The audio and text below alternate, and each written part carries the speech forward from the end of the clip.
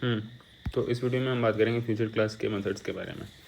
तो जनरली जो executive service है हमारा एक्चुअली ऐसा है कि एग्जीक्यूटर इंटरफेस है, इसमें सिर्फ एक मेथड है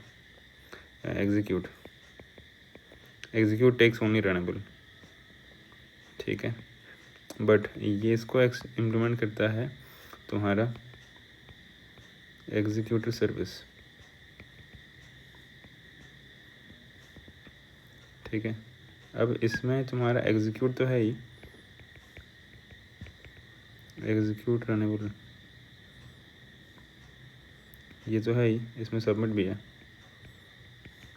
सबमिट ओवरलोडेड है, ये रनेबल भी ले सकता है, कॉलेबल भी ले सकता है। अगर तुम कॉलेबल लोगे तो ये रिटर्न करेगा फ्यूचर ऑफ सम टाइप, ठीक है। और अगर तुम रनेबल डालते हो तो ये भी फ्यूचर रिटर्न करेगा, but this future of unknown type return करेगा, ठीक है। तो अगर तुम इस वाले रनेबल पास करते हो और फ्यूचर तुमको रिजल्ट मिलता है, ठीक है, एंड देन उस फ्यूचर पे तुम गेट कॉल करते हो तो तुमको नल मिलेगा। बट इसके रिज़ल्ट पे, इससे जो तुमको फ्यूचर मिला है, इस पर जब तुम एफ डॉट गेट करोगे तो तुमको वैल्यू मिलेगा। बट अगर मान लो कि वो ब्लॉकिंग ऑपरेशन है, जैसे इसमें कुछ ऐसा टास्क है, इसमें टाइम लगने वाला है, तो हो सकता है कि इस पॉइंट पे तुम्हारा मेन थ्रेड है ना, वो ब्लॉक्ड हो जाए, ठीक है। हो सकता है मान लो कि कुछ कॉम्प्लिकेटेड डेटाबेस ऑपरेशन है, इसमें मल्टीपल क्वेरी है, ठीक है, या फिर कुछ नेटवर्क कॉल है, तो ये ब्लॉकिंग हो सकता है। तो तुमको पता चलेगा। तो फ्यूचर पे फिर और भी मेथड्स हैं, जैसे ये इनडेफिनेट ब्लॉक हो जाता है, तो तुम बोल सकते हो कि फ्यूचर डॉट गेट, और ये जो इनडेफिनेट ब्लॉकिंग है ना, इसको तुम इंटरप्ट कर सकते हो, तो ये इंटरप्टेड एक्सेप्शन थ्रो करता है। या फिर तुम्हारा ये चूँकि इसका मेथड है तो वो एग्जीक्यूटर एक्सेप्शन भी थ्रो करता है, एग्जीक्यूटर एक्सेप्शन भी थ्रो करता है, ठीक है। फ्यूचर डॉट गेट ये टाइम लेगा, टाइम एंड यूनिट, इतने टाइम तक ये वेट करेगा, ब्लॉक्ड रहेगा। अगर इतने टाइम तक में डेटा नहीं आया तो फिर आगे बढ़ जाएगा। ये टाइम आउट एक्सेप्शन थ्रो करता है, टाइम आउट एक्सेप्शन,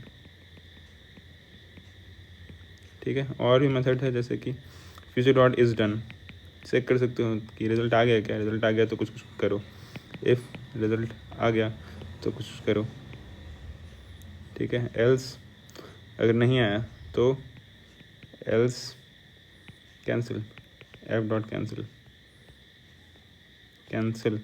ये क्या है कि पैरामीटर में कुछ वैल्यू लेता है, ट्रू या फॉल्स। ट्रू अगर तुम कह रहे हो तो मतलब तुम बोल रहे हो कि भाग यहाँ से, ये जो भी टास्क थ्रेड पूल में गिवन है, सबमिटेड है, जो भी टास्क यहाँ पर सबमिटेड है, अगर इसको मान लो कोई थ्रेड असाइन हुआ है, इस वाले टास्क को कोई थ्रेड असाइन हुआ है, तो उसको इंटरप्ट करो, निकाल दो यहाँ से, ठीक।